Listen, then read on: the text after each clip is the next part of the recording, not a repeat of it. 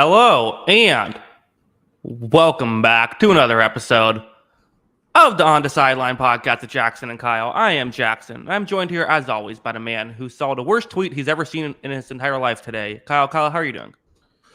Doing good. What was the worst tweet I ever saw? The one Your tweet. Yeah, my tweet. You were not a fan. Yeah, that was uncalled for, I gotta say. Yeah, I tweeted out to those who don't follow me on Twitter. First off, how dare you? But that it would be very funny if Bill Belichick retires and then they hire Josh McDaniels. Yeah, that's not funny, man. Well, depends on who you are. Kyle, great week of games this week. Yeah, lot in store for us. It looks like there is a lot of close lines. I think every line except for one is within a touchdown. I mean, that's not too common. So, a lot of good things here. And, we got some bye weeks too. So we're going to have our full attention to all the games. This should be good. Yeah, wait, which one isn't within a touchdown? I'm trying to figure it out. Which team is underdogs by more than a touchdown? You know what? We can move on from that. It's okay. Okay. I will say, so I bought kombucha today. I had to restock. And I didn't realize this, but on the bottle of kombucha I usually buy, it said 9 billion probiotics, live probiotics. So it sounds like I'm going to live forever. That's my good news of the day. You live forever? What's that? Can you hear me? I can hear you. I lost you for a second there.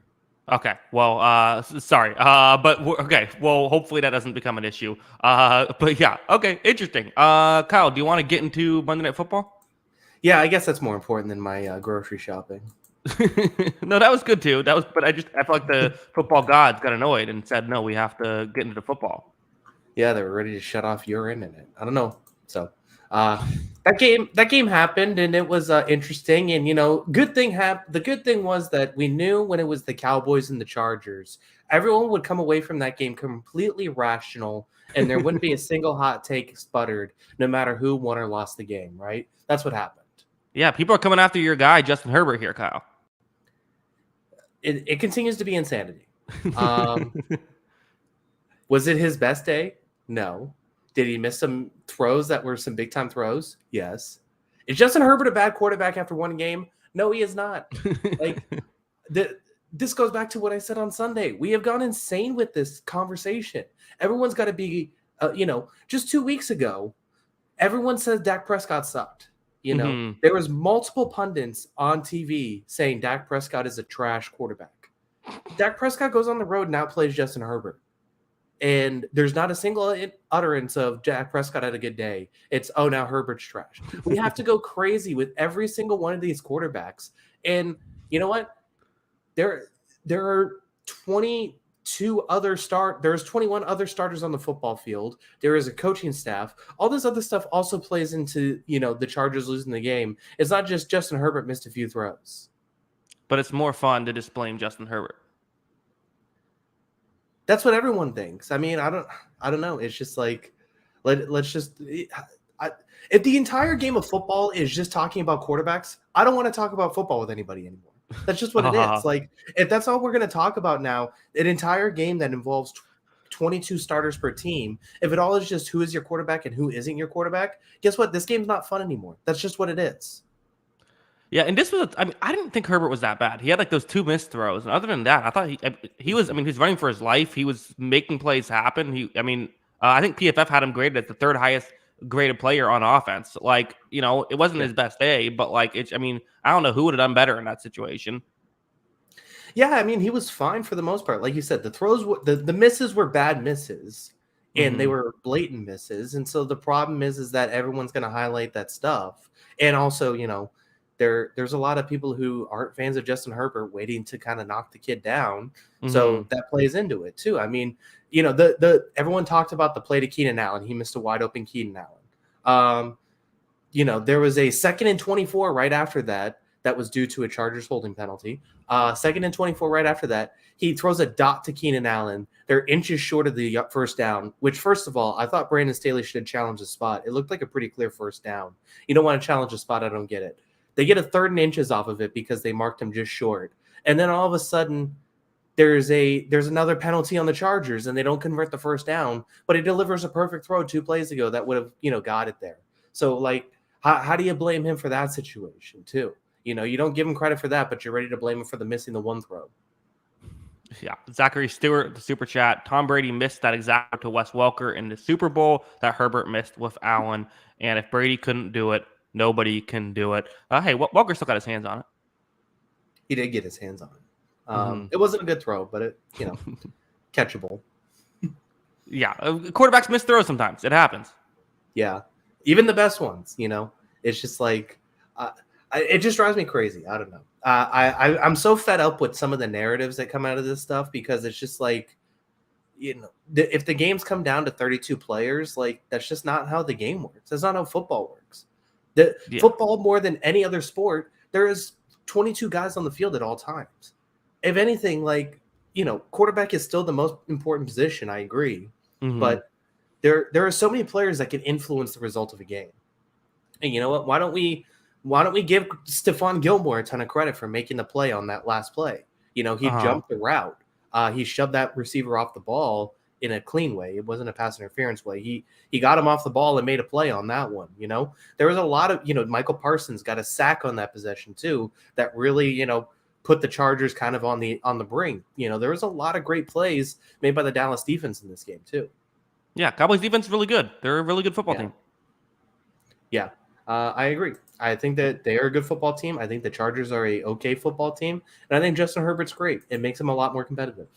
Yeah. Last thoughts on this. What's that quote of like bad teams have a tendency to blame their best players for their failures? Like that kind of feels like the Herbert criticism here. Yeah. Sooner or later, whether it's with the Chargers or somebody else, he's going to have an awesome roster, and then nobody will want to give him the credit. Yeah. Seems about right. Yeah. Either you have the credit and then either you have the talented roster and everyone says, oh, you're only good because you have a roster, or you don't have the talented roster and people say, well, you don't win. So, it goes how it goes. Kyle, you made up some ground last week. Only a 5-point game here as you're chipping away. Yeah. Solid week for me. And I mean, really, I just took advantage of a not so great week for you picks wise. So able to make up some ground there. Got some work to do. It's only week 7. We got 11 weeks left, long season. Feeling pretty good about myself.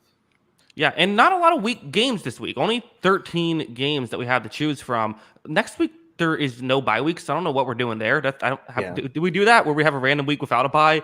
Any team with a bye? I don't know what's going on. But yeah, interesting stuff. You want to just jump into it? Yeah, we can get right into it. So I'm picking the first game still. This one has the closest point spread. No, you know what? Which one am I giving you? I'll give you your team to start off. I'll give you Falcons at Buccaneers. Okay. I feel okay. I feel, I don't know. Maybe this is just the bias talking. That's possible. I feel okay about this game. I'm picking Tampa Bay to win. I will be in attendance. So not a great record, but I'm in attendance. I have to say that. I've seen 3 overtime losses, which is weird because I've gone to like 7 games total. Interesting. I think it's an interesting game. I do think that Atlanta's going to try to run the ball a lot. I don't know how well it's going to work in this one. Really, Philadelphia is the only team that's ran the ball effectively so far against Tampa Bay this season, which they ran it very effectively. But still, it's interesting. Bijan is not your typical running back, so it is an interesting kind of good-on-good matchup there. I do wonder, though, again, what Desmond Ridder are we going to get, and what Baker Mayfield are we going to get? Yeah. The Baker Mayfield that's played in the last few games that makes a bunch of mistakes isn't going to fly for Tampa Bay really much of the season, right? So they're going to have to figure out that situation and see if he's able to go and take care of the football in this one. But yeah, I mean, I think it's an interesting matchup because you mentioned that, Tampa Bay's run defense, even if it's not as good as it has been at its peak, is still very good. It's 3rd currently in defensive EPA per run play. The interesting thing is number 1 in the league in defensive EPA per run play. And I didn't go back and look at their opponents for this because that could play a part in only a 6-game sample size. The Atlanta Falcons, number 1 defensive run EPA, and also in success rate, they're, sub 40% success rate for offenses against in the run against Atlanta.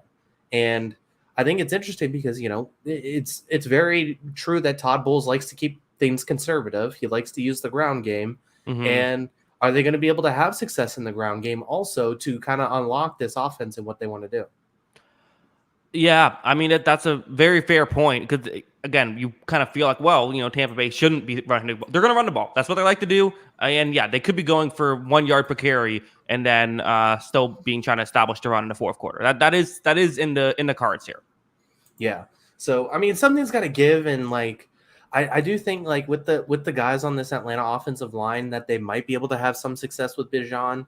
Otherwise, I do think that you know, they they they blew that game last week. I mean, let's be honest. They had multiple chances to win that game against Washington. They blew it. Desmond Ridder made some poor plays at the end of the game, but I do think their offense has looked better the last 2 weeks. Like they're starting to expand on some things. They're getting their star players involved.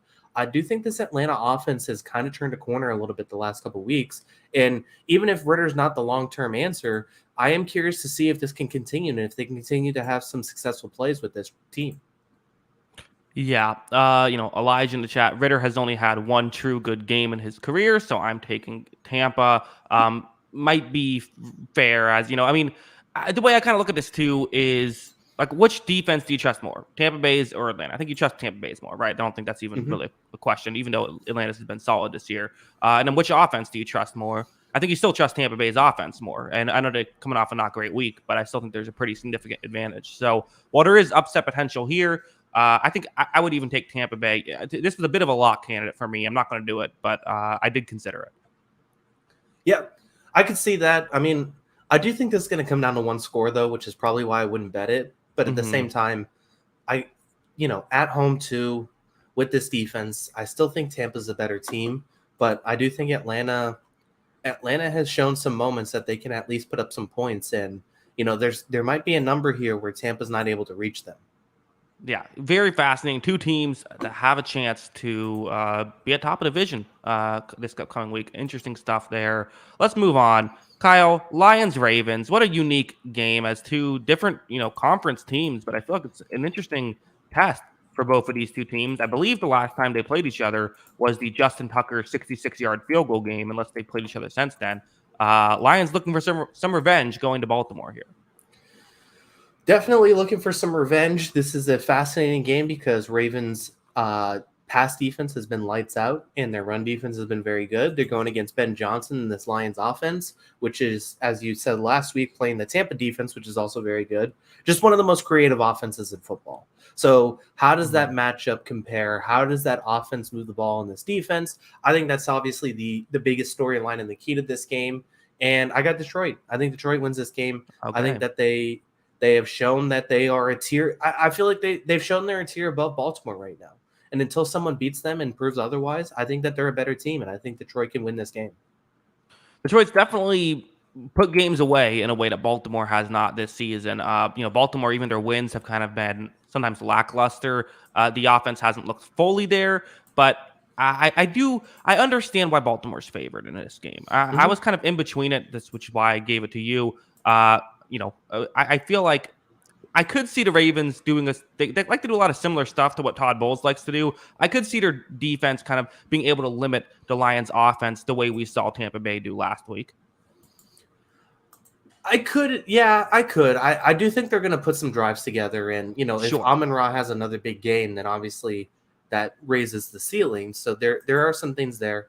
Detroit's a little banged up too. They got, I know Laporta played through injury, but he's still questionable. A couple guys on that offensive line. Like all of their running backs are hurt or playing through an injury. So we'll see how that all stacks up. But at the same time, yeah, I think they could slow down Detroit, but I don't think they're going to hold them like sub 17. I think Detroit's going to still get to their, I think they're going to get their 3 scores or whatever it is. And it just comes down to, can Baltimore also put up points on this team too to counter it? And, like Detroit has top 10 defensive numbers. Like that's the thing we've talked about this team and their impressive run. It's a top 10 defense. And this was 31st or 32nd defense, depending on how you wanted to rate it last season. This turnaround has been sensational and they look fantastic. Yeah, it really has been. crazy what they've done.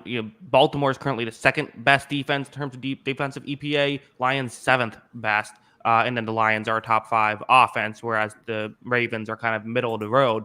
But again, the Ravens are different. The Ravens, what you need to stop most teams, you don't need to stop the Ravens. It's a different dynamic, and I think that we're going to just see, how the Lions do in this. I agree. I think I don't know. I'm going back and forth. I can't figure out who I wrote Ravens in my notes, but I do feel like the Lions, they've been the more impressive team this season. Like they deserve to be favored, but I also I get why the matchup offensively for the Lions could give them some trouble. Yeah, I just feel like they're going to be able to throw. I don't know why. I just they've been able to throw on everybody all season to an extent, and I think that they're going to have some success in this game. I know that there's talented players in this Ravens secondary, but Detroit just finds ways to get their matchups, to get their schemes right, and it seems like they're always ahead of the curve on that. So I think they find a way to have success in this one and get this win. And it's going to be, I think there's a couple different things that they have advantages in. I think it's, these receivers, they do a really good job of getting them open. I think on defense, they do a really good job of getting after the quarterback. And I think Lamar's still fantastic. Lamar, is going to make guys miss and make some big plays, but he's also been prone to a few bad fumbles in this season. And if Detroit can get to him and create a few turnovers, that could flip this game too. Yeah, I agree with all of that. Let's move on. Why don't we? Let's go to a game I'm very excited for. Or no, sorry, your turn. First one of the season. You knew it was going to happen at some point. Kyle, give me a game. First one of the season, and I think I know where you're going, and I agree with you here. Mm-hmm. And it's the Dolphins at Eagles, the marquee game of the week.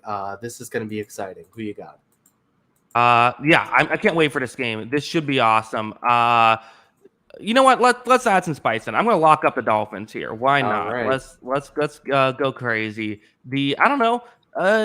The Dolphins have looked so much more. We're talking about looked more impressive. The Dolphins have looked much more impressive than the Eagles have this season. I feel like the Eagles have had some. They won football games. With the exception of last week, they've been able to consistently win. But this Miami offense is just rolling over everybody. And I don't hate this Eagles defense, but it hasn't statistically. It's been mediocre this year. Again, 17th in defensive EPA this season. Like the defense has not done what it did last season. And with these guys coming to town, the kind of slower corners for Philadelphia, that feels like an issue. They're going to play 2 safeties deep constantly, but the Dolphins can run on you. The Dolphins don't need to go down the field and run go routes to get explosives. They can, run these out routes, run these over the middle routes. I don't know. I have Miami here. I was leaning on a lock in this game too. I figured it was too bold to pull off here, but I think this matchup plays in Miami's favor. I think that this Eagles secondary is something I've been harping on this entire season so far. And this is not the matchup that you want to have secondary issues for, because the Dolphins have a 58% success rate when they drop back to throw the ball. I mean, these teams are playing so deep on them. They're basically rushing for 200 yards a game and get 3 rushing touchdowns a game, whatever it is. Philly's going to have to play in numbers in the secondary to try and win this game, because they have to be able to cover these guys. And I don't think they have the guys in their secondary to cover this Dolphins offense. So yeah, give me the Dolphins. I like getting plus points here. I'd probably just take them outright to win, because I think they're the better team. Yeah, the Dolphins currently have the highest rush EPA in football. And not only that, when the Dolphins run the football, it gives them a higher EPA than when another team just plays a snap, with the exception of San Francisco and Buffalo. Every other team, their rush EPA is better than the other team's just total EPA, which, if you understand how EPA works, that's, absurd. Usually, there's only a handful of teams that are even, positive EPA rushing the football-wise. This team is... Right now, they're just on such a roll. And listen, they've been slowed down, right? We've seen Buffalo slow them down. We've seen New England slow them down. It's not impossible to do it, but what those 2 teams did is a lot of times, we're able to man up against these corners or man up against the receivers and at least be able to hold them that way, which, I like this Eagles defense. Like I said, I think I think it'll bounce back and get better as the season goes on. Not this week, though. Yeah. Obviously there's still the fear of the Eagles. If they get a slim lead in this game, they're going to suck the life out of this game, right? Mm-hmm. The Dolphins are going to touch the ball for 10 minutes because they're going to run a billion plays and they're going to get 3 yards of carry and then convert the 4th and 1. That's how the Eagles, that's how they're able to kind of dominate and win these games too. So there is that fear. And, the other fear is too. So I said that they're going to have to defend in coverage in numbers. So everyone talks about Philadelphia as Georgia North now. They draft all these Georgia guys. Where Georgia had all the success the last few years is they cover in numbers like crazy. And they basically say, we're going to have a light box. It doesn't matter because we have 4 defensive linemen better than your offensive line. And we're just going to win that battle up front. Philadelphia, in theory, could do that. But is it enough of an advantage, their defensive line against the Miami offensive line, to have that sort of success in this game and consistently have the success? Yeah, there are advantages. You're right. There are advantages. It's an advantage. It is. And there are advantages with Philadelphia against Miami. I just don't know if there's enough. I think Tua will just get rid of football quickly. And I think the guys will be open enough that I don't think it'll matter. But it for sure could matter. And that could hurt the running game too. Like I said, if their defensive line can make something like that happen, but it just that hasn't necessarily worked out quite yet for Philadelphia. Maybe this is the week. I agree with you. I think they need to put up points. They can put up points. That's not out of the question. Maybe Julio Jones is able to make something happen here. Hey, he's still probably the 3rd best receiver on that roster. I don't know. Not a lot of. I don't know. Can he outplays Quez Watkins? Listen, it's not him that's going to be coming through, but A.J. Brown, Devonta Smith, and Dallas Goedert are all very good options, and I could see them moving the ball effectively here. Yeah, I think they could have success too. And, I think it's just going to come down to, can they play a clean game? Obviously they can't turn the ball over and give Miami advantages and easy possessions. I think the wrong team's favored here. And I think Philadelphia has to go into this game like the underdog and keep Miami's offense off the field as much as possible and take care of the football. I mean, those are going to be the keys to beating this Miami team. Yeah, which last year they obviously didn't, but turnovers can always. This is definitely a game where it's like if someone wins the turnover battle, they're probably winning the game. Mm-hmm. Yeah, I think so too. Yeah. All right, well, let's move on then. So now it is my turn to give you a game. I'm going to give you Jaguars Saints. Saints 1-point favorite at home. Where are you going? This was next on my list too. I'm going to take the Saints just because I don't think Trevor Lawrence is playing. It doesn't sound good. So I don't think he's going to play tomorrow. So if he doesn't play, I think the Saints should win this game pretty handily. But if Lawrence plays, I would probably pick the Jaguars. But I do think he swings it that much in his team's favor. So give me the Saints for right now, just under the speculation that Lawrence is either not going to play or not close to 100% if he does play. Yeah. That's reasonable. What, you're not a believer in C.J. Beathard?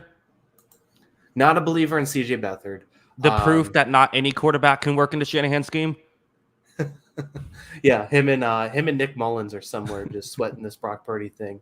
They were probably doing laps last week. Yeah, I mean, it's not even just that. I mean, this Jaguars team is a little banged up everywhere. I mean, you look at, I know Zay Jones isn't their biggest contributor, but he is the number 3 receiver. He's another guy who's out. Tyson Campbell, who, this is a very pro Tyson Campbell podcast here. We both think he's an absolute stud. He's out of this game, and he's their number 1 cover guy. I just think it's little things here and there like that have me a little concerned about Jaguars being healthy enough to win this game. And I think New Orleans has got some dang good receivers. So I think this Jaguars coverage unit is good, but without their top guy and potentially without their top quarterback, I am concerned. Yeah, I mean, the flip side is the Saints have not looked promising so far to start the season. Yeah, it's we keep saying, these receivers, this, Derek Carr. Where is it? It's not resulting in points because they can't score in the red zone, but they are getting yards. Olave is still having a good year. I think Michael Thomas has been solid too. I mean, they just have guys that can make some big plays. It's just not resulting in the points. So they have looked very underwhelming. I agree with you. And that's where I'm concerned about because I think Jacksonville's a better team. But I just think with some of the concerns, I can't. There's no way I'm picking CJ Beathard in Mercedes-Benz, whatever the stadium is named now. Superdome. It's the Superdome. Yeah. Mm-hmm. There's no way I'm picking CJ Beathard in the Superdome, right? Like that. I just can't do that. Yeah, no, I get it. I get it. I also I don't know. This Saints receiving core is weird. Like Michael Thomas coming in and being like just like a fine receiver is like the weirdest of all outcomes. Yeah, it's either supposed to be he's awesome or washed up. He's just like average now. Yeah, it's like, oh, okay, solid possession receiver. All right, I guess that's helpful. Yeah. Yeah, I don't know. I mean, it's just this. I agree with you. This Saints team is very bizarre. They are 17th when they drop back, 17th EPA when they drop back, and I mean, it feels like they should be a lot better than that, but for some reason, it's just not clicking all the way. Yeah, yeah. We'll see, and maybe if Derek Carr gets healthy or he can start playing well, we'll because he hasn't been as great this year. We'll just see what happens with all of that. But yeah, any final thoughts or want to move on? Um, would who would you take here? Are you betting on Lawrence not playing, or are you betting on him playing? I have Jacksonville. I think that I guess the way I view it is I don't know if he's going to play. I think Jacksonville would be pretty heavy favored if he is playing, and if not, I still think Jacksonville has a chance to win this one. Yeah, that's fair. I agree with that. So, all right, well then let's move on. Kyle, give me a game. Uh, let's go with another quarterback with some questions here. Browns at Colts. Okay, yeah, not a terrible one. I mean, I think you could argue a couple of quarterbacks of questions. It seems so Deshaun Watson now has a torn rotator cuff, so that's that. I mean, that's I don't know. People are getting very high on the Browns, and I get it. They're coming off a huge win. They beat the Super Bowl favorites, so like I get why you deserve some credit. But I just feel like, listen, this team's going to win some games. Cleveland, they'll probably be in the playoffs. I still feel like there's some concerns here with the offense. And if are we expecting PJ Walker to start the majority of a playoff team? I don't know. Granted, Jacoby Brissett last year, had them in a playoff contention, so like it's possible. But kind of I think we kind of said the Browns are a playoff team with Watson playing poorly, but a contender if Watson is Deshaun Watson. That's concerning. Still think they're going to be Indianapolis though. Gardner Minshew, again, he needs to be a reliever. He can't be a starter now. Richardson's out for the year, so that sucks. So a couple of quarterbacks with some injuries, but I still think Cleveland's defense is good enough. Although no weather in a dome here. How can they play when it's not raining? We'll see. Yeah, no dome here. So you're telling me you're not convinced an offense that is only outgrading the Giants and the Patriots is going to be successful? And I should mention, in fairness, I think both are inflated. I think their offensive numbers are like, I guess, deflated, like because of the weather conditions, and their defensive numbers. I can't keep saying calm down about the hype of their defense because they keep playing in these storms. On the other hand, I have to also mention, well, their offense is struggling because of that too. Yeah. And yeah, I mean, I don't know. This whole Watson thing's weird now. Like it was put out like a week ago that he was good to return this week and that he was sitting out last week, right? Which was weird to begin with, that they put that out a week in advance. And then it was today he can't put a timeline on his return. I'm just like, what the hell, man? I don't know what to make of this. Is he hurt or is he not? How bad is he hurt? So I just think it's bizarre. That's why I'm staying away from this game. Mm-hmm. I do like the Browns straight up, though, even if it's a battle of backup quarterbacks. But, I do think, PJ Walker, he had some good throws. A lot of that was Amari Cooper making some big plays. Mm-hmm. But he'll play this week too. Yeah, I mean, he and if you just pooled all of the bad throws last week, he and Gardner Minshew probably had like 4 of the top 7. Maybe Potentially, yeah, like 5 of the top 10 maybe. So I mean, he's in that. I don't know. I just feel like the turnover potential with both of these teams now, if it is 2 backup quarterbacks, makes this game a total toss-up. I think this could go either way. Yeah, I still think the Browns defense is still a little bit better than the Colts defense is. I think that it's good on good, but I still think the Browns are just better. I would predict them to cover the 3-point spread. That's what you picked? Oh, okay. Mm-hmm. Yeah, I think so. What would you say? Browns -3 or Colts +3? I think I'd take Colts +3 right now, but okay. I think the Browns could definitely win. Yeah, I just think it's a toss-up. All right, well, we'll see how it goes. I'm going to give you another 3-point spread between 2 teams that are weird. Steelers taking on the Rams. The Steelers with a better record, finding ways to win, these Pittsburgh Steelers. And the Rams trying to show that they're a playoff contender. The Rams 3-point favored at home in quotes here in Los Angeles. Kyle, where are you going? So I went into this last week, locked up the Rams. Okay.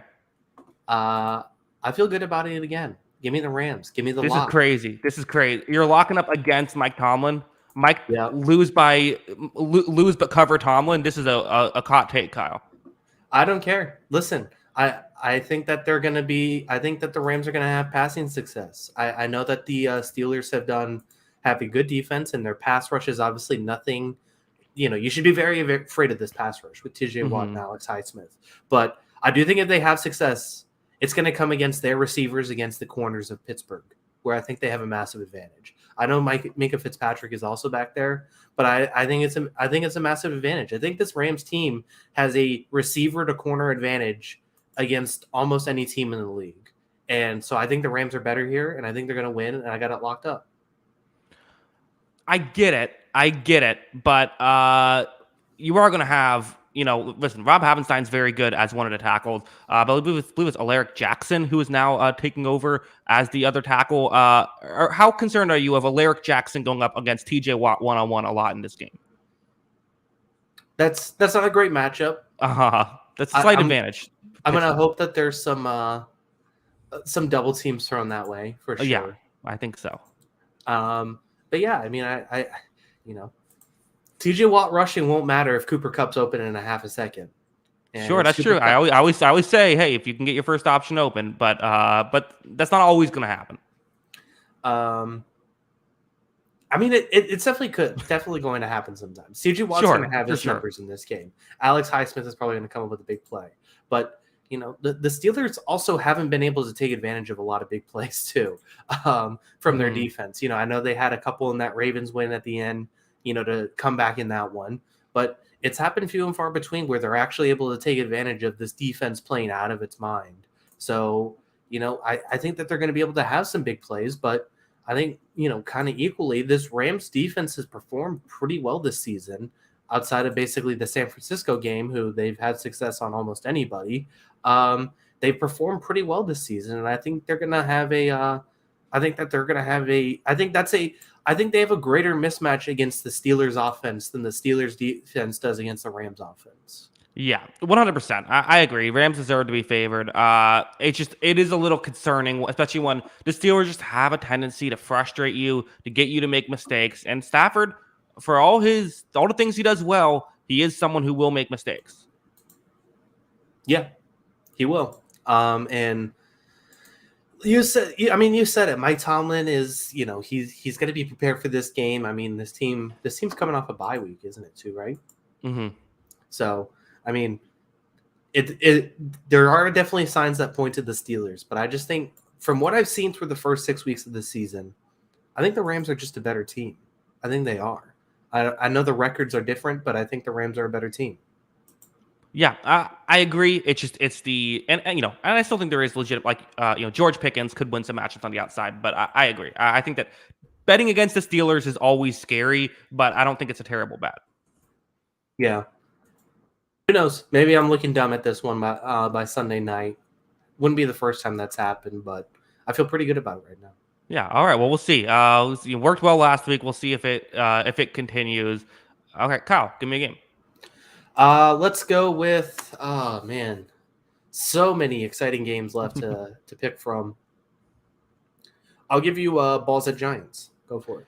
Yeah, I'm surprised this is only 2.5 points. This is another lock candidate. I'm picking Washington. As it's in New Jersey for the Giants. Washington's, I think, shown. Washington does feel like they're like a mid team, right? Like that just feels like who they are. They're solid across the board. Got a couple nice players.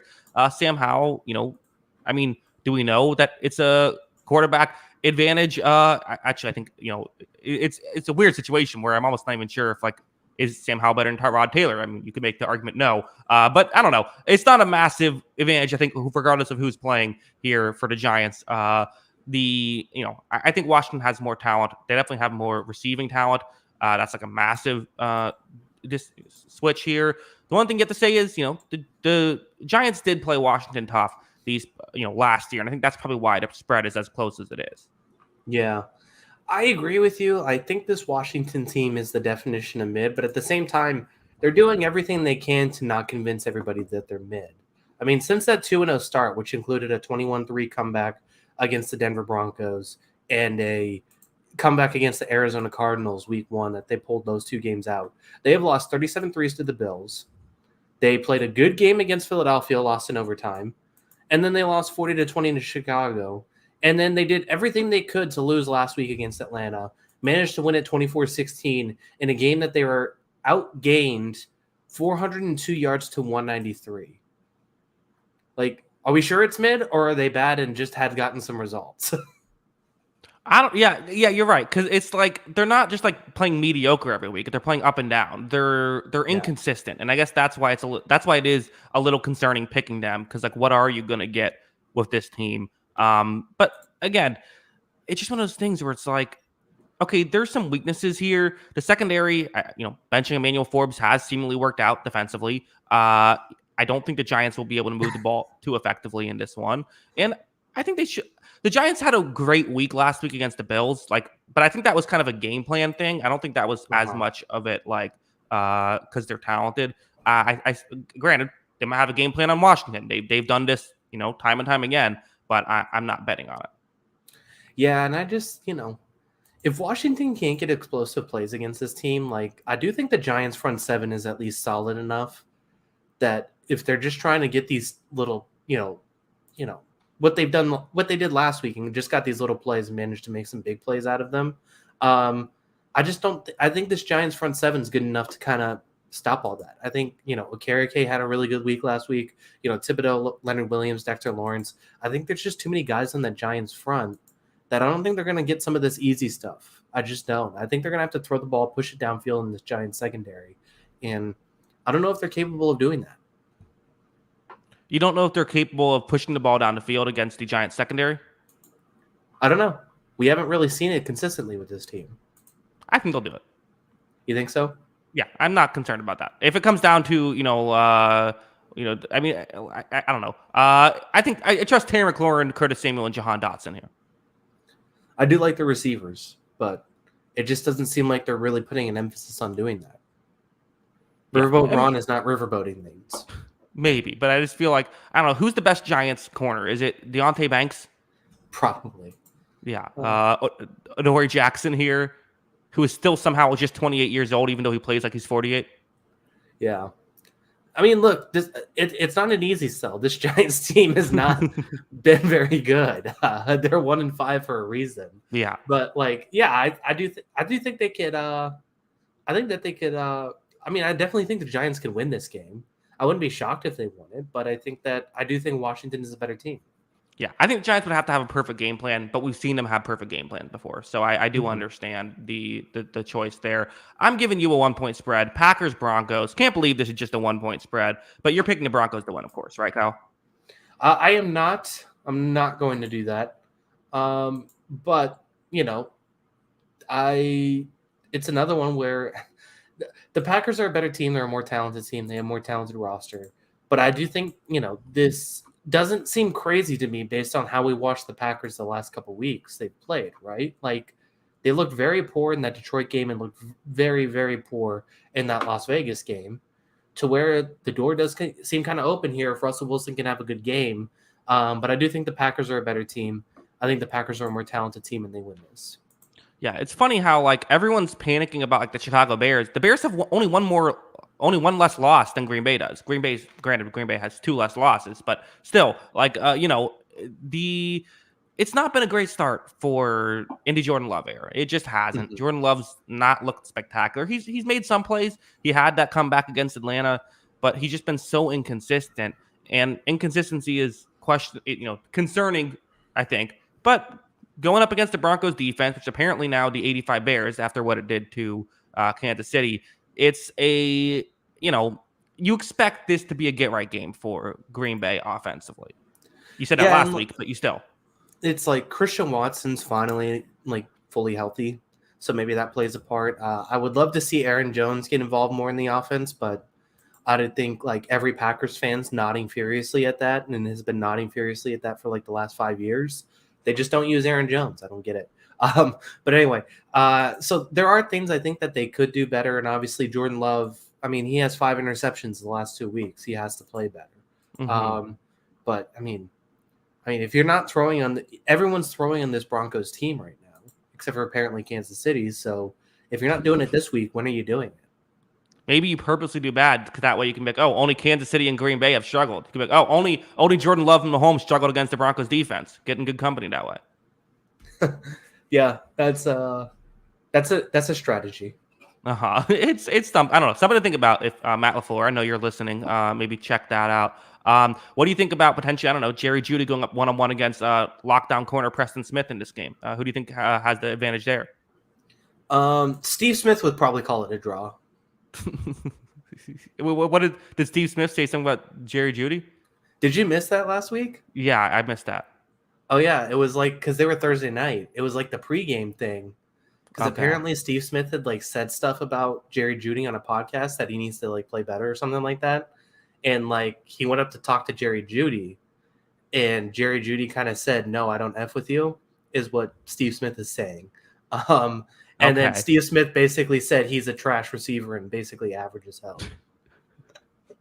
That's how you react. Yeah, but is that the proper way to do as an analyst is to then just I guess that's a way to get people to not be mean to you. I don't know. I wouldn't be mean to Steve Smith. If I saw Steve Smith in real life, I'd be, hello, sir. How are you doing? Please don't hurt me. Yeah. Yeah, I don't know. It was weird. It was kind of funny to see, though. Anyway, yeah, Jerry Jeudy's going to have a matchup advantage there, as you were saying. Yeah, if he goes up against Preston Smith, I think that would be good for maybe you don't have Preston Smith cover number 1 receivers. I don't know. Just an idea. That one's also for free, Matt LaFleur. I'm, just giving you advice left and right. I don't know. It should be how does Denver win? I guess can Russell Wilson do? It's a Jordan Love thing, right? That's why this is such a close line, is because what are we going to get out of Jordan Love this game? Yeah, and this Packers team just isn't good. Like sure, the Broncos are probably a bottom 5 team, but are the Packers a bottom 10 team right now? Probably. Like they might honestly be at that level, and they still can't defend the run. Like, what if this is a huge Javonte Williams, Jaleel McLaughlin game? Like, yeah. That's not out of the question. I think both of those guys are talented. So yeah, I mean, I think I think Denver has a path to win, but it starts with their offense because their offense has at least been playable this year. Yeah, I agree. Why do you think Vegas sometimes goes a -1? I feel like I don't know. Just make it pick'em. Pick'ems are fun. Yeah, I don't know why they don't do pick'ems more if it's -1. What's the point? I guess technically you do have push thing, but I don't know. Come on, yeah. Vegas, do it right. Yeah, really. Even 1.5 I get, but -1. It's just anyway. Let's move on. Kyle, 5 games left. We're only picking 4 of them. Give me one of them. All right. I took this game. Let me take it off my list. Let me give you I guess we'll just go Raiders Bears. I don't think this should be 3 points either. Go for it. Yeah. Very surprising, especially with the Justin Fields health thing. I mean, this feels like this was certainly a lock candidate. I'm picking the Raiders to win and cover a 3-point spread over Chicago. I don't know. Chicago's not very good. Raiders, I still don't think are great, but hey, this could be exciting. Going up to 4-3. Again, we don't know the health of their quarterback situation either, so that's a part of it. But yeah, I mean, I do trust Brian Hoyer more than Tyson Bagent. Right. But at the same, not that much more, I guess. Yeah. Yeah, I think that the Raiders are they in the plucky tier now? Can they be plucky? Yeah, they're plucky. They got stars. Yeah, and I think some of their other guys have played pretty well. I mean, you mentioned Murray. I think there are a few guys in this secondary that I think have played pretty well too. And yeah, I think that they've had some guys play well, so give them the credit for that too. They're finding the fringes of the roster probably better than we expected, because we expected this to be a very bad defense, and the last 2 weeks I thought they played well. Yeah, it's been very scrappy. I do wonder if they go up against like a better offense, could that be an issue? Because they haven't necessarily been going up against like the toughest offenses. But again, if it's when they play a better offense, I'll let you know. right, exactly. I don't know. Could DJ Moore do some things in this one? Maybe. Yeah, maybe. Maybe. I a little bit, but at the same time, I don't know if he's going to move the needle that much, especially when it's not the starting quarterback. Yeah, I hear you. I don't know. What are we? If you're a Bears fan and it's Justin Fields, what do you even root for? DJ Moore, who you acquired for the number 1 overall pick. You cheer for the development of this offensive line, and get a lot of Darnell Wright highlights in this week. Darnell Wright's played well. Yeah, I guess so. Sure. There you go. Want to move on? Yeah. Yes, please. Okay. Here, I'm going to give you Chargers Chiefs. I'm going to run to the bathroom. You talk about this one. All right, Chargers at Chiefs. I don't know if I would bet the Chiefs, even though I think they're a better team, just because it seems like these teams, even if the Chiefs always win the game, always play it pretty close. So I do think there is a potential that this game is tight and comes down to the final possession again, where I hope it's not Justin Herbert on the final possession, because we will never hear the end of it if he doesn't score. That being said, the Chiefs are still the Chiefs. This defense has been excellent. The offense is still obviously a work in progress, but I think it's enough against this Chargers defense. And so I would take the Chiefs here to win. Thank you, Romeo, for the super sticker here. I appreciate that. But yeah, I mean, I just think it's going to come down to, can the Chargers move the ball consistently on this Chiefs defense that, I mean, really nobody has moved the ball well against this defense this season. I mean, they are firing on all cylinders, and it starts with a secondary that has been top 3 in drop back EPA. So they're defending the pass really well. And I think it's going to be really tough for the Chargers to have success in this game just because what they're able to do. So, I think that this Chiefs defense is going to give them some problems for sure. So Jackson's still not back. This is the long bathroom break. So why is Quentin so bad right now, Jackson? I guess that's a better question for Jackson. I don't know why he's not bad. He's so bad right now, but he obviously hasn't performed very well. And with Mike Williams out, it's still kind of Keenan Allen or bust. And I just don't feel very comfortable about this Chargers offense in full against a healthy and talented Chiefs secondary. Keenan Allen's hammies have held up, which is nice at least. Kyleson Kruger Sports. Yep, that's me. This is not my channel. I have taken over. So we're going to have a video breakout here next week, and be ready for that one. Okay, I'm back. We have a super sticker by Romeo. Yeah, I said thank you.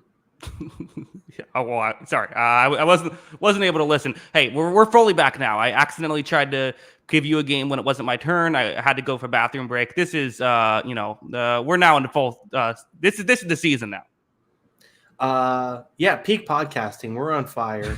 I picked the Chiefs in this game. Yeah, I figured. Toasty Butter with a super sticker. We appreciate that. Thank you. Yeah, sir, I should have been listening because now I have no idea what you just said. I'll rattle off some thoughts of my own. Hey, Chargers find a way to make these games weirdly close. I actually think this could be not the worst bet. Chargers plus 5.5. Yeah, I kind of said that I probably wouldn't bet it just because these games are close and it usually comes down to the wire. But I'm just worried about the Chargers offense against a top 3 secondary against the Chiefs right now. I mean, this secondary is firing on all cylinders. And I think the offense is still a work in progress, but it should do well against this Chargers team. I just said all this, but I'll say it to you. Sorry. Yeah. Jackson, why is Quentin so bad right now? Yeah, I don't know what's going on with Quentin Johnson. That's been very disappointing. He looked good in the preseason. I think a big part going against him is I had him as my number 1 receiver. That's a tough situation. Hard to overcome that. Following the steps of Kadarius Toney, I mean, how do you overcome that? Yeah, so far, I think he'd like to be Kadarius Toney.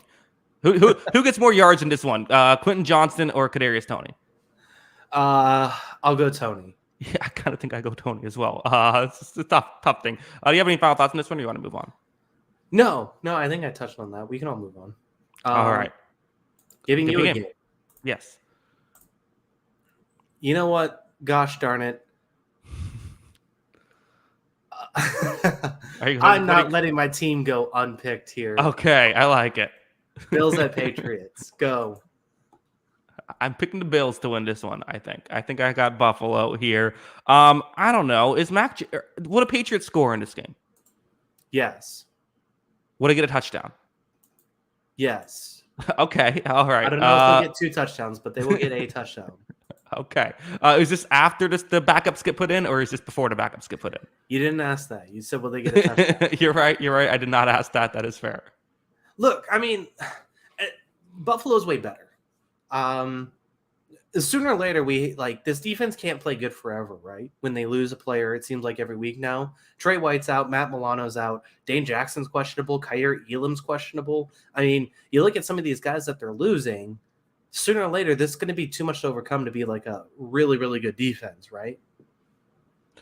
You may think not matter so this week, but I think it could happen in future weeks. We get concerned. Yeah, I think so. And listen, Buffalo hasn't looked great offensively these past few. Like Buffalo has kind of been sputtering a bit. And I don't know. Here's the thing about Buffalo. So I feel like it's kind of one of those things where everyone started playing cover 2, right? And then we kind of talked about it in relation with the Chiefs and how the Chiefs they traded away Tyreek Hill and tried to create a complete different look offense that can beat cover 2. Buffalo hasn't really done that. Like if you're taking away the deep shots, like which we saw the Giants do, they still had some opportunities that they missed in that game. But like, I think for Buffalo, they still don't really they're not a great team at methodically moving the ball down the field. It's not really their game. And maybe that's what New England can try to do to try to take away in this one. Yeah. And they have good safeties. And, the secondary obviously isn't fully healthy, but I don't think it's been, a disaster necessarily. So maybe they have some success that way. They're really going to struggle with Allen. They've struggled with Allen for such a long time now, outside of when it's like 50-mile-an-hour winds. And basically since that win game, he has dominated us. So, yeah, I think that, they're going to have success, but maybe the Patriots can limit them a little bit and make this a little closer. But it's still Buffalo. I mean, it's not close. Yeah, could be tough. I don't know. Where are you at with this Patriots team? I'm watching. I guess that's good. Are you ready for Malik Cunningham? Man, they said they were going to involve him in the offense. He touched the ball like 3 times. Barely did anything.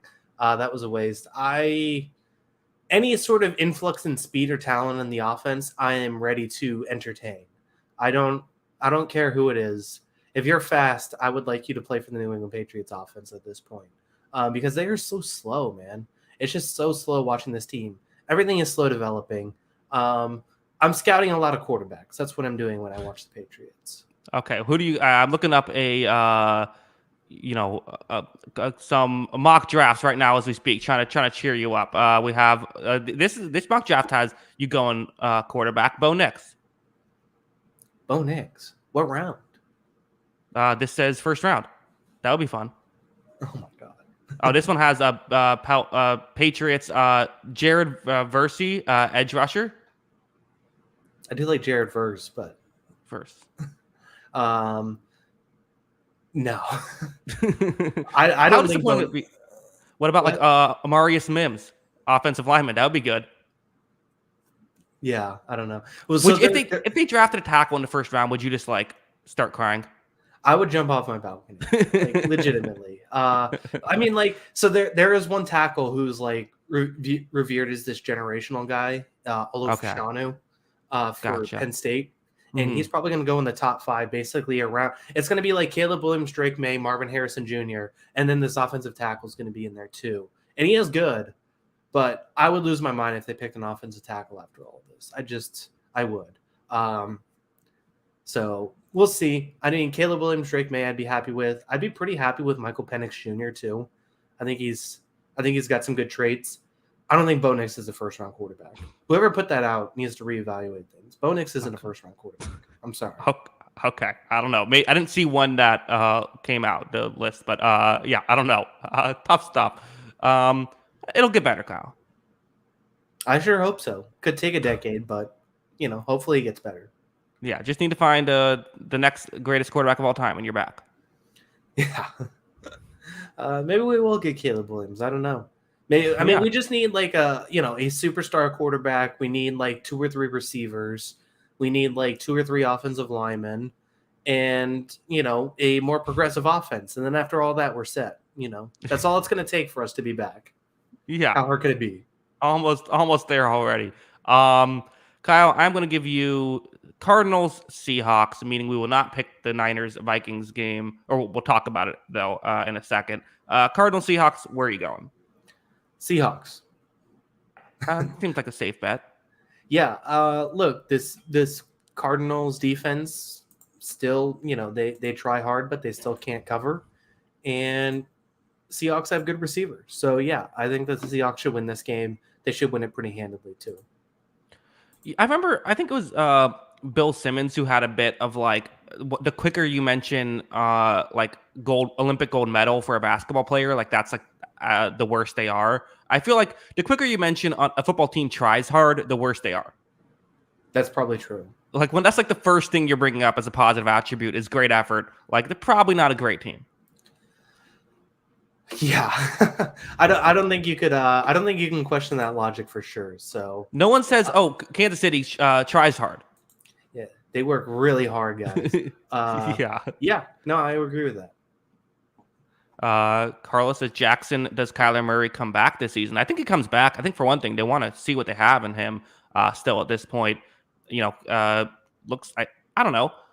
I don't think the Cardinals are looking at this like Kyler's just a disaster of contract and we have to get rid of him. Like I think that he is still I think a question mark. Yeah, I mean, he's still talented. Like you can question the work ethic, you can question, the drive, all that kind of stuff, but he's still incredibly talented. I mean, just ask the Raiders last year in that last game, what he did in that one and bringing the Cardinals back in that game. I mean, he's still really talented. And when he's healthy, he is still, I think, one of the 10 most talented quarterbacks in the league. But, is he healthy all the time? And is he putting the effort in? I think those are the two questions.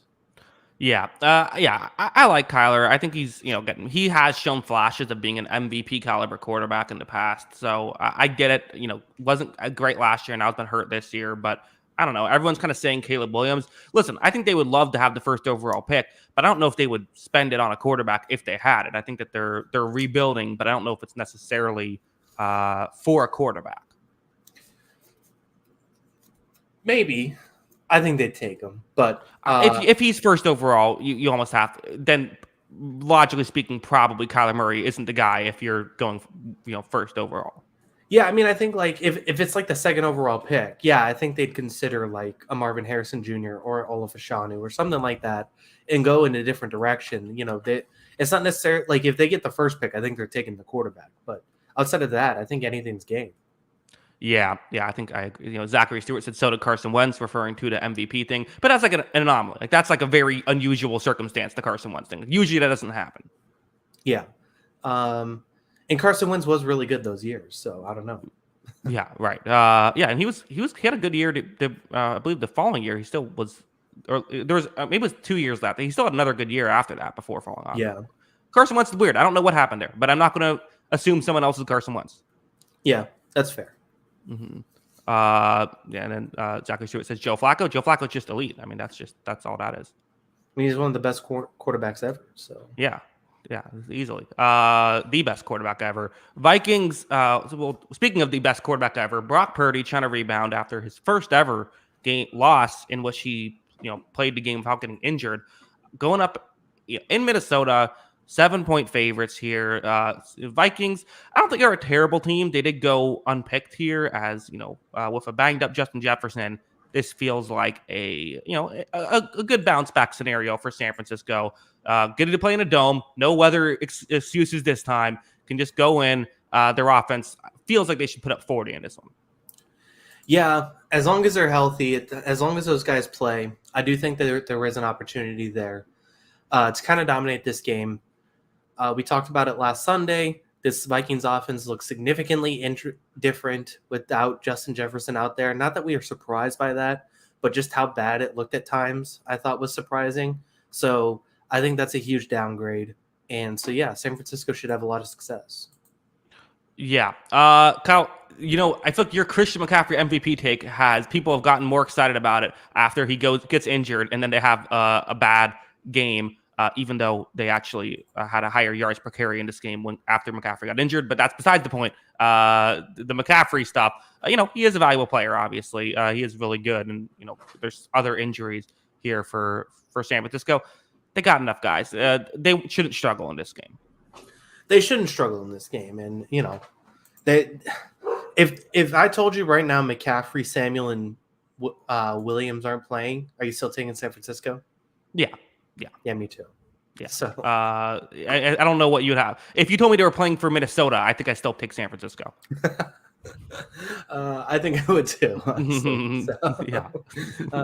Yeah, I feel pretty good about this one. Yeah, I mean, listen, can the Vikings? I guess I don't know. It just sucks because I want to be like, well, could this be the game where they kind of push the ball down the field? But it's like with Justin Jefferson's injury, it's like, well, I don't know if that's I don't know if it's going to happen. Yeah, I mean, Jordan Addison has been good. I'll give him a lot of credit. I think he's been a very good rookie this year. But it's just, there's levels to this. I don't think it'd be unfair to compare him to Justin Jefferson, so I don't want to. But he has been very good. He's just, I don't know if he's ready to take on that mantle as a dominant number one option that Jefferson was. Could get some good if you're an offensive line fan. I don't know. Could Christian Darrisaw versus Nick Bosa? Could that be a thing? That'd be fun. Yeah, there's a good matchup there. I mean, you also got Danielle Hunter against this San Francisco offensive line that has obviously played well. So, yeah, there are some matchups here that are interesting. Just not enough for me to, pick the Vikings. Yeah. It could be a tough one here for Minnesota. It's always unfortunate when you're like, you win a game, you're like, we got a chance here. And then it's like, you play San Francisco. It's like, well, okay, well, maybe in 2 weeks. Yeah. That's always a tough one. I agree. But it gets a little easier to play than Green Bay, Atlanta, then New Orleans, Denver, Chicago, Las Vegas. Like that's their next 6 games after this. So I don't know. Hey, get through this one. I just feel like this is on Monday Night Football. What are we doing with these primetime games? Maybe this looked better preseason. I guess, but yeah, I guess people like the Vikings preseason, but I don't know. Not me. Yeah, I think I had them as like a fringe playoff team, which still feels about right. Yeah, they could definitely get the 7 seed. Yeah, they're going to have to go on a run, though, after losing this week. Yeah, I think so, too. But, I mean... If they win this week, though, they're all the way. We're talking about them as, they're in the playoffs. We're already penciling them in. I'll take the Rams still. Both. Maybe San Francisco's now on a cold streak. I don't know. Catch them at the right time. Kyle, those are the 13 games. Shorter show. Feels nice. Only 13 games. Yeah, I know. 6 bye weeks this week, so we'll take that. What have you been up to, man? Not a lot. I've been still trying to. I'm still like not moved in at all. I've been living here for like almost a month. I think over a month at this point, actually. But no, under a month. Barely moved in. What are you doing? I'm just working. I have a lot of stuff. I make a lot of YouTube videos here. I guess that's fair. I did all my stuff in like 2 days. Okay. Yeah, that's probably a smart move. Yeah, my brother took a little more time, so maybe you're like him. Yeah, I just have too much stuff. It's just like, and it's all like, I don't know, whatever. It's a disaster. Yeah. WNBA Finals Game 4 coming down to the wire. Looks like the Astros are up 5-2. I saw that. Yeah, that's I don't know. That's good. I want to see a close series finally. Basically, playoffs until the Rangers win Game 4, and then all of a sudden it's over. Well, sure, but at least there's hope now. Yeah, that's fair. I don't know. Feels like Phillies Rangers would be really fun. I guess it'd be good baseball, but I don't care who wins. Yeah, that's true. I mean, I don't either, but I think both of those teams are exciting. Yeah, I don't know. Astros got to win this. They got to win this series. World Series is way more interesting if we have a team to root against. I'm kind of tired of them. I don't want to see that. Exactly, but then you need a villain. Everyone always says, "Oh, I want this team to lose," and then the team loses, and then we're all bored. End of championship. I I think I'd just rather see them lose now. I don't care. Okay, fine. Maybe it depends on how much you hate the Houston Astros. Yeah. Basketball starts next Tuesday. You excited? Yeah, I gotta go to. I live like 20 minutes away from the Magic Stadium. I've never been to a game. I need to go to one. You haven't been to a Magic game? No, I went to. I bought tickets once, and then the whole world shut down in 2020. Good timing. Uh-huh. It's actually a really nice facility. I would recommend going. I've been I've gone to a couple concerts, but never gone to a game. Yeah, go to Church Street beforehand. Okay. Get some food, obviously some drinks. Enjoy the night. Go to the Magic. Yeah, it's a fun time. Cool. Well, I will come for the football talk. Stay for the what to do around the Magic facility. Listen, Orlando's buzzing right now. The Magic might be good. I don't know. I looked at a power rankings. They're still like bottom 10. They got a shot. They got some young guys. Little Franz Wagner energy. Yeah, we're doing all right. I mean, I want to get into Magic. They're just like not good. I want to be like a Magic fan. I want to like get more. Now's the time to buy in, though. They're really young, they're really exciting, and they're trending up. And then if you're in now, then when they're actually good, you're going to be like, I was there the whole time. I witnessed the Wagner hype. I witnessed it all. Yeah, I think that's the move. Kyle, let me know if you can find us on Twitter before we head out. Make sure to follow us on Twitter. That is at Jackson Kruger. Make sure to follow me at by Kyle Grondin, and make sure to follow the account page that's at On the Sideline JK. That is at On the Sideline JK. Of course, if you like audio only podcast, anywhere you get the audio only podcast, just search On the Sideline Podcast. It should be available. Kyle, I'm going to film another comedy sketch tomorrow. You excited for that one? I am excited.